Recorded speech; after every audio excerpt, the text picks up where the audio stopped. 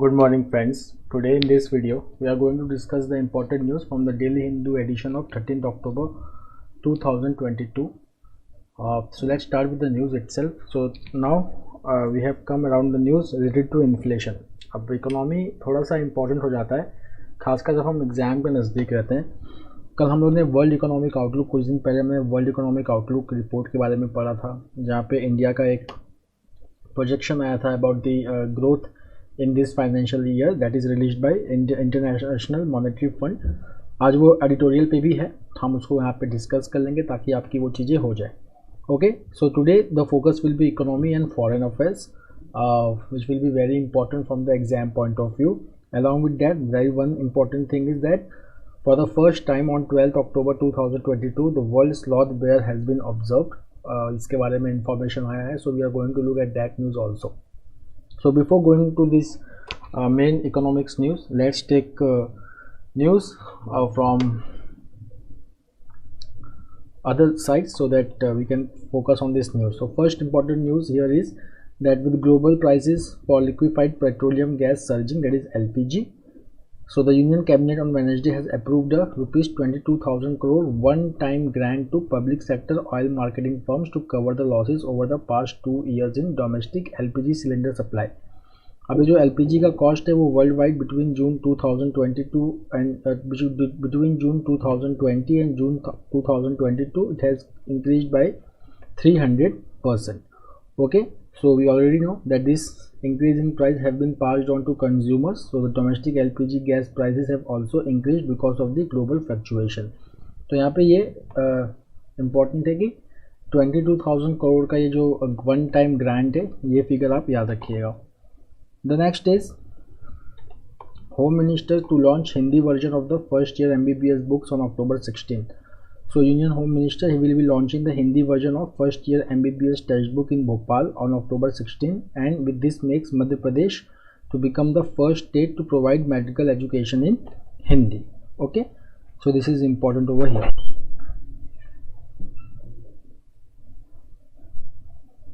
Now this translated version of the books, it has been prepared by the panel of 97 doctors over the past 8 to 9 months. अब हम आते हैं important news की तरफ, that is inflation. तो यहाँ पे हम बात कर रहे हैं कंज्यूमर प्राइस इंडेक्स के बारे में. तो जो RBI का जो रिसेंटली मॉनेटरी पॉलिसी था, जहाँ पे एक बार फिर से रेपो रेट बढ़ाया गया था by 50 basis point now to control the inflation. But if you will just see the inflation figures again it has reason because of food inflation. तो यहाँ पे जो रिटेल इन्फ्लेशन है, it is accelerated to a 5-month high of 7.41% in September from 7% in August. और यहाँ पे जो main reason है, it is because of the food inflation, okay, which has increase to 22 months. Now जो retail inflation है, it is highest since April में जो retail inflation था, it was 7.79%, currently it is 7.41%. ये लास्ट मंथ का data है, सितंबर का. Fine. तो यहाँ पे इसका एक इफेक्ट क्या होता है, that economist they have want that the latest negative surprise could force the RBI to further increase the interest rate beyond the widely expected 0.5 percentage point in December monetary policy. तो अभी का जो monetary policy committee है वो सितंबर का होके जा चुका है, जहाँ पे बाई 50 बेसिस पॉइंट और 0.5% रेपो रेट को इंक्रीज़ किया गया. उसके बाद अगर आप देखेंगे कि जो RBI का जो टॉलरेंस लिमिट होता है वो 2% से 6% होता है, because the inflation target of India is 4% ±2%, so it is 2% to 6%. Okay, तो अब यहाँ पर अगर हम देखेंगे कि जो 9 महीने से जो इन्फ्लेशन है इंडिया में वो 6% के ऊपर होवर कर रहा है. Now let's see the rural inflation. So the rural inflation is picked up further steam. तो 7.15% था अगस्त में, now it is 7.56%. Then urban consumer price inflation, so it was 6.72% in August and 7.27% in September. उसके बाद ये जो inflation है वो फूड कैटेगरी की वजह से हो रहा है. सो अगर हम देखेंगे कि inflation in cereals has quicken to 11.5%. We already know कि इस बार जो है रेनफॉल, ठीक है, it was unevenly distributed, so many areas they saw the drop in production of wheat as well as rice also. So cereals का दाम यहाँ पे बढ़ गया है and rural India is facing almost 12% price gain. उसके बाद वेजिटेबल इन्फ्लेशन है, it is almost virtually doubled over 2 months from 10.9% in July to 18.1% in September and urban consumers are facing 20.1% rise. Now इसी न्यूज़ को हम continue करते हैं आगे। अब जो कंज्यूमर फूड प्राइस इंडेक्स है वो कितना है 8.6% फ्रॉम 7.6%, तो ये 100 बेसिस पॉइंट और 1% बढ़ गया है। ओके, उसके बाद अगर हम देखेंगे कि दिस हैज़ बिन अपटिक, अगर आप इसका देखोगे तो रूरल एरिया में इट इज़ 8.53% और अर्बन एरिया में it is 8.65%। The next is 6 major states have reported inflation more than 8%। So these are West Bengal, Telangana, Madhya Pradesh, Andhra Pradesh, Orissa and Maharashtra. उसके बाद अगर आप देखोगे तो लास्ट मंथ हमने क्या पढ़ा था, एक न्यूज़ हमने पढ़ा था ना लास्ट मंथ कि Telangana had the highest CPI, but इस month West Bengal had the highest CPI that is 9.44% and Gujarat and Haryana they are at 7.95%। उसके बाद देखिए ये एक क्वालिटी इन्फॉर्मेशन है, इट इज़ सेइंग कि फ्यूचर में इन्फ्लेशन कम होगा या ज़्यादा होगा। तो बैंक ऑफ बड़ौदा के चीफ इकोनॉमिस्ट हैं Madan Sabnavis, he has said that inflation is not likely to come down. Why? Because lower kharif output expected for rice, pulses and oil seed.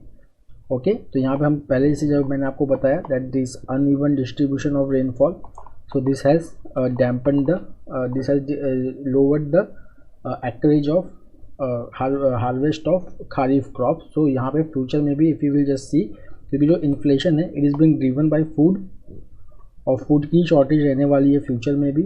Okay, so we can see that inflation is not coming down anywhere soon. Now the next is winter is coming. ठीक है, तो यहाँ पे देखिए international monetary fund का जो world economic outlook report था, तो it has retain the global growth hopes for 2022 at 3.2% and जो नेक्स्ट ईयर का जो प्रोजेक्शन है उसको उसने घटा दिया बाई 0.2%।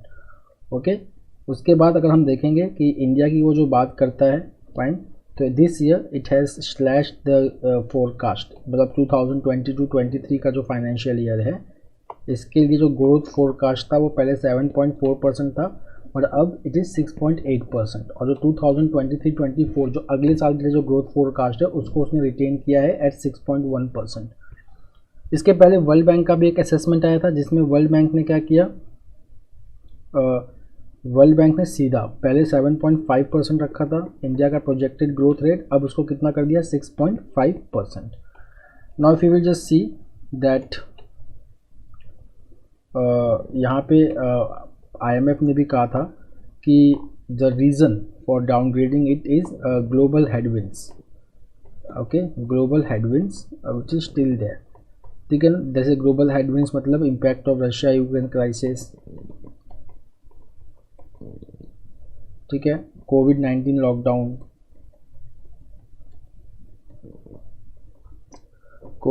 लॉकडाउन, फिर उसके बाद है tightening monetary policy. Many of these central banks in the world, including US Federal Reserve, they are raising the benchmark interest rate. So money is leaving developing countries like India, that is for FIIs. Okay, and then weak global demand, which is hampering the export sector, especially in developing countries like India. Fine. तो ये यहाँ पे सब पूरा mention किया गया है। उसके बाद IMF expects India to become the fastest growing major economy in the world again next year। चलिए, उसके बाद एक न्यूज़ ये भी है कि जो हमारा Q1 का ग्रोथ था, ठीक है ना, जो RBI ने कहा है कि इट वॉज 13.5% एंड RBI के हिसाब से भी ये कुछ 16% आना चाहिए था, बट 13.5% आया। This is the main reason that why World Bank, IMF and even RBI they are lowering the growth forecast. कल के न्यूज़पेपर में आप DNA में फॉलो कर सकते हैं, मैंने पूरा कंपैरिजन करके बताया है अच्छे से कि क्या डिफरेंट एजेंसीज की फोरकास्टिंग रही है, even for inflation as well as for growth rate. चलिए, अब यहाँ पे देखिए कर्ज स्ट्रेट की बात हो रही है, तो कर्ज स्ट्रेट के ऊपर एक ब्रिज है जिसको उड़ा दिया गया, ठीक है, एंड कर्ज स्ट्रेट के ऊपर जो ये ब्रिज थी it serve as a crucial link between Russia and Crimean peninsula. इसके बाद once again Russia has attack on Monday Russia fired around 75 missiles in a Ukrainian city. So over here it is now a dangerous spiral, मतलब an eye for an eye makes the whole world blind, उसी तरीके का ये चल रहा है. Fine.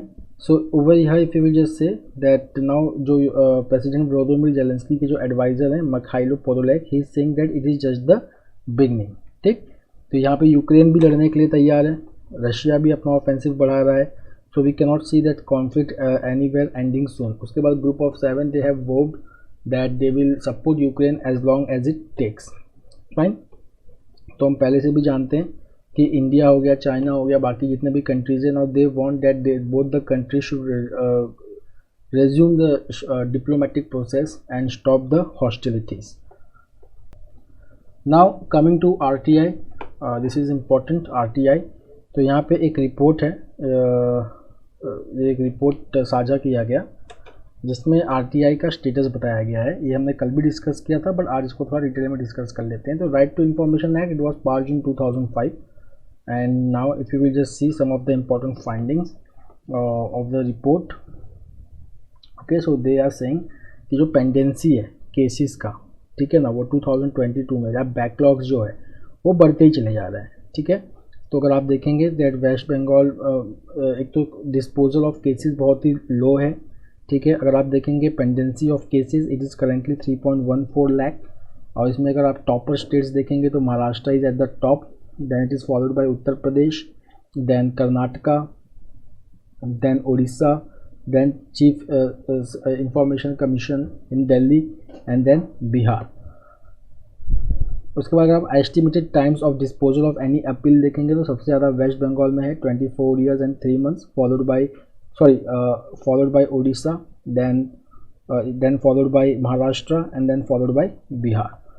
Okay, उसके बाद अगर आप देखेंगे कि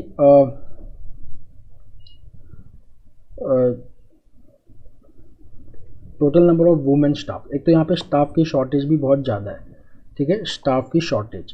तो अगर आप और सेकंड क्या है कि 5% कैपेसिटी है, it is only held by women. 5% of staffs are women in all the information commissions. Okay, so these are some of the important outlines of the report, okay, which was published by Satark Nagrik संगठन.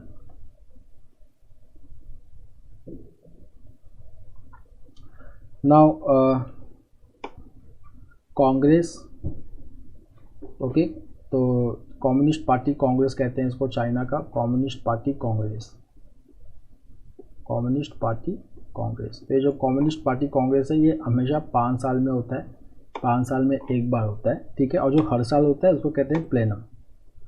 तो ये 20th communist party Congress होने वाला है, where mister Xi Jinping he is going to start his 3rd term and will be held on October 16. ठीक, तो अगर आप देखेंगे कि पहले ये था कि चाइना में 2 बार से ज़्यादा कोई पार्टी टर्म ले नहीं सकता, but then there was amendment in that and now Xi Jinping can remain at the helm of the Communist Party of China and president of China for as long as he wants to be. Okay, अब यहाँ पे अगर आप देखेंगे तो यहाँ पे एक पूरा इनका साझा किया गया है कि what has happened till now. तो Mr. Z, when he becomes the president, he launches Belt and Road Initiative, which was his significant foreign policy initiative, and it was platform to stake China's claim for global leadership.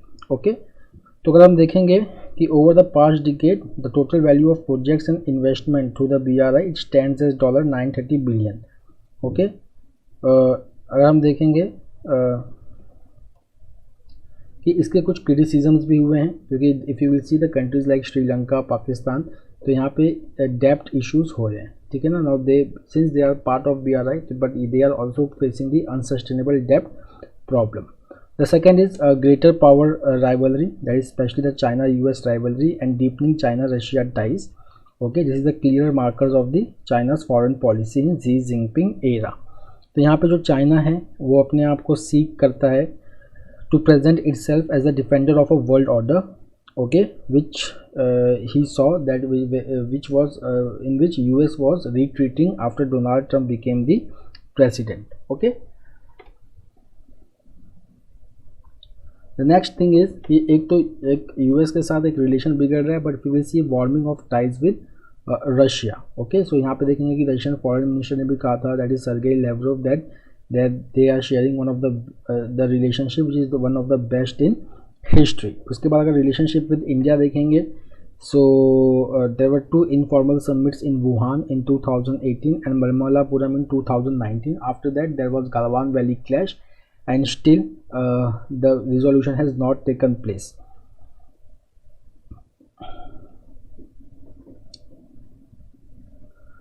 अब ये भी news उसी से related है कि अब India China में जो कम्युनिस्ट पार्टी का जो कांग्रेस होने वाला है, तो उसके पहले there was a consultation meeting between India's ambassador to China Pradeep Kumar Rawat and China's Director General of the Department of Asian Affairs Louis Jinsong. Okay, तो यहाँ पे ये है कि the consultation on ties it has remained strained due to line of actual control crisis in April 2020. अब यहाँ पे देखिए चाइनीज़ पार्टी कांग्रेस में क्या क्या हो सकता है, नाउ दैट इज़ इम्पोर्टेंट। पहला तो है sweeping changes are expected in the party as well as military leadership, where the Central Military Commission, which is headed by Mr. Xi, is likely to induct new members. उसके बाद एक new foreign policy czar in Politburo is expected to replace the retiring Yang Jiechi. उसके बाद जो foreign ministry है, it will be continued to be headed by current foreign minister Wang Yi until the next parliamentary session in March. Then the third is the travel issues. So China's zero COVID rules, it has resulted into limiting flights between India and China. तो अगर आप देखेंगे कि around 1300 Indian students had recently obtained visas and 2 batches of 300 business people had taken charter flight from India to trading hub in UV. Okay, but because of this zero COVID policy, this flight resumption has not taken place. So flying to the mainland China through Hong Kong has been seen as a more reliable option. The next is history of demonetization. So अगर आप यहाँ पे देखेंगे तो नवंबर 8, 2016 को ₹500 ₹1000 के notes demonetize किए गए थे to target black money, terror financing and fake currency. अब सुप्रीम कोर्ट में यहाँ पे जजेस ने सेंटर और आरबीआई से पूछा कि क्या आपने ऑब्जेक्टिव पूरा कर लिया। ठीक, तो यहाँ पे कुछ डेटाज हैं which are very important for us. 2016 के पहले 2 बार डिमोनेटाइजेशन इंडिया में हो चुका है, एक तो 1946 और एक 1978, but they were implemented through separate acts debated by parliament. But 2016 में क्या हुआ था, दैट कोई सेपरेट एक्ट इंट्रोड्यूस नहीं किया गया था, it was by a notification issued under the provisions of reserve bank of India act 1934। उसके बाद जो पी चिदम्बरम हैं हमारे former finance minister, he says जब डिमोनेटाइजेशन हुआ था तो ₹15.44 लाख करोड़ के करेंसी जो थे वो डिमोनेटाइज हो गए थे and the withdrawn money amounted to 86.4% of the currency in circulation at that time. ठीक है, दिस इज इम्पॉर्टेंट। उसके बाद only 16,000 crore out of ₹15.44 lakh crore was not return. ठीक है, and the amount of fake currency was 0.0027%।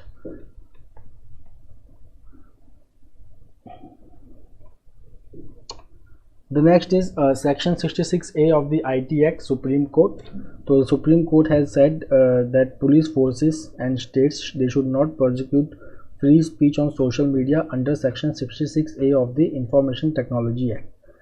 तो मार्च 2015 में सुप्रीम कोर्ट ने section 66A को अल्ट्रा वायर डिक्लेयर कर दिया था। ठीक है, but still they have found that many states and police, they are arresting the people under section 66A. So Supreme Court declared section 66A of the IT Act 2000 ultra vires of the Constitution under Shreya Shinghal case, Shreya Shinghal versus Union of India case.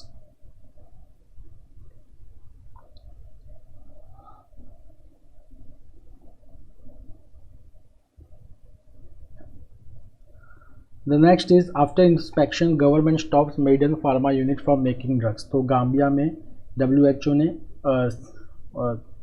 जो दवाएं हैं which was manufactured by Maiden Pharmaceutical in Sonipat, तो उसने पाया था कि 4 samples में डाईइथिलाइन glycol और इथिलाइन ग्लाइकोल को पाया गया है। ओके, उसके बाद वर्ल्ड हेल्थ ऑर्गेनाइजेशन ने इंडिया के साथ ये इंफॉर्मेशन रिलीज़ किया सितंबर 29 को। Then the Central Drugs Standard Control Organization and Haryana State Drugs Controller, now they have ordered that all manufacturing activity at this place will be stopped. उसके साथ साथ अब हेल्थ मिनिस्ट्री ने एक 4 मेंबर एक्सपर्ट कमेटी बैठाया है, ठीक है ना, जो ये पूरे इशू को स्टडी करेगा और मिनिस्ट्री को रिकमेंड करेगा कि क्या एक्शन लेना चाहिए।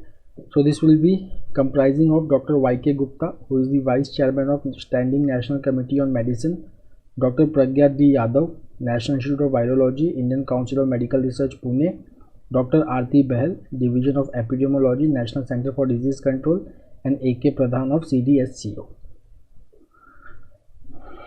The next is off-track railways to drive in electric vehicles in phases. So see, now railway is focusing on electric vehicles. Even army is also focusing on inducting the electric vehicles. Army का जो plan है वो ये है कि around 25% of light vehicles, 38% buses and 48% of motorcycles of select units and formulations will be change to EVs with adequate charging infrastructure. Now अब railways के बारे में देखिए यहाँ पे। Now railway has decided to replace its entire fleet of owned, hired and leased car running on fossil fuels with electric vehicles. So this is in line with Railway's aim to achieve net zero carbon emission by 2030 and is implementing various programs to achieve this, such as 100% electrification of broad gauge, sourcing of green renewable power, reduction in energy consumption. तो अक्टूबर 7 को railway ने EV policy release किया to increase its use of electric vehicles over its network। अब target देखिए कितना है। So if you will just see, the railways would replace 20% of its fleet with electric vehicles by December 2023, 60% by 2024 and 100% by 2025. The next is the World Sloth Bear Day. So the first World Sloth Bear Day was observed on October 12th in Agra. Okay, and if you will just see that World Sloth Bear Day, तो जो sloth bear है, total India में 4 species of bear पाए जाते हैं, 4 species of भालू। एक है Asiatic black bear, Himalayan brown bear, sloth bear and sun bear. इसमें से हम स्लॉथ बेयर की बात कर रहे हैं। तो ये नॉर्मली अगर आप देखेंगे वेस्टर्न घाट्स, छत्तीसगढ़, मध्य प्रदेश, झारखंड, इन सब एरिया में पाया जाता है, प्लेन एरियाज़ में। तो it is listed as vulnerable on the IUCN red list. Okay, and they are endemic to Indian subcontinent and 90% of the species population is found in India. Now who led this initiative? So this proposal was first mooted by Wildlife SOS India and IUCN Species Survival Commission accepted sloth bear expert team. They accepted the proposal and declared this day to be celebrated worldwide. Okay, उसके बाद अगर हम देखेंगे कि इनकी जो listing है, so they are listed under schedule 1 of wildlife protection act of India 1972 and they have same level of protection as tigers, rhinos and elephants. ठीक, this is very important paragraph. Then the next is मतलब target किस पे है? Target है कि इनको जो wild life SOS है, ये एक ऑर्गेनाइजेशन है which rescue and rehabilitate hundreds of performing dancing bears. Okay, to stop this dancing bear practice practiced by Kalandar community members. The next is the Israel Security Cabinet gives nod to Lebanon maritime border deal. तो यहाँ पे अगर आप देखेंगे तो India, Israel और Lebanon का एक मैरीटाइम बॉर्डर डील हुआ है। तो यहाँ पे जो दोनों कंट्रीज़ के बीच में जो लड़ाई है वो एक कैरिश गैस फील्ड को लेके है, कैरिश गैस फील्ड। तो ये एक US brokered maritime border deal है। इसमें क्या होगा, इसमें 2 गैस फील्ड है, एक कैरिश गैस फील्ड और एक काना।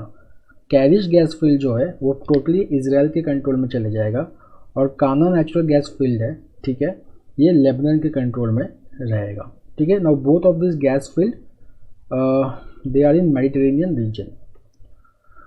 The next is Putin says Russia can provide gas via Nord Stream 2. तो Nord Stream 2 क्या है? It connects Russia with the European countries to supply gas and it is owned by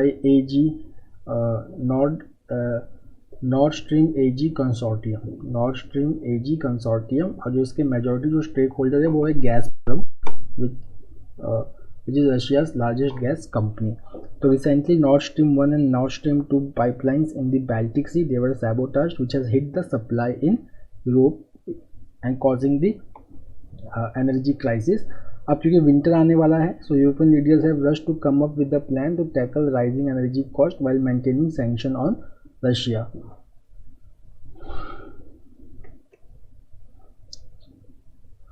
ठीक, अब देखिए इसमें प्रॉब्लम क्या है।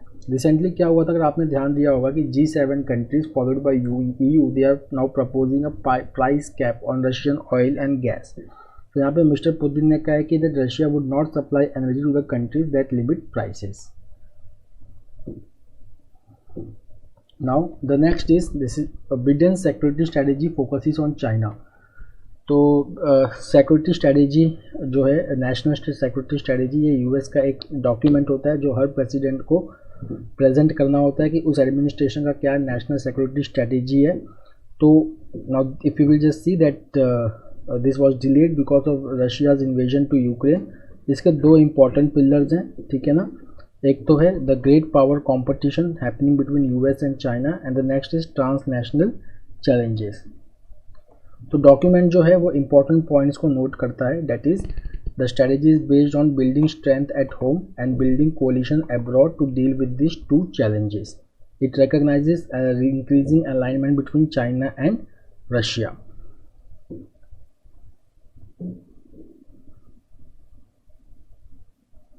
The next is about Indo-Pacific. So on Indo-Pacific, they have said that India is the world's largest democracy and major defense partner of the US, and the two countries will work together bilaterally and multilaterally to support our shared vision of free and open Indo-Pacific region. Okay.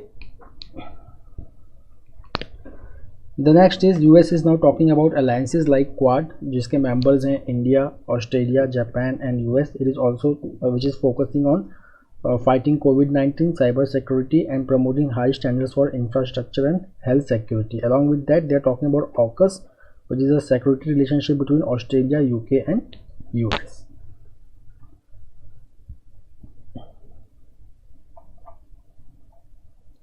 Now friends, sports की तरफ चलते हैं.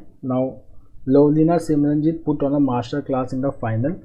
So if you will just see that Olympic bronze medalist Lovlina Borganin, so she has won the she defeated former world championship silver medalist Switi Bora and secured the women's 75 kg gold medal at the national games.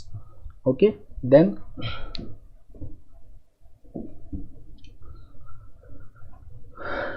it's about now Simranjit. Okay, so now she has defeated Jasmine, okay, fine, to win the gold medal in shooting.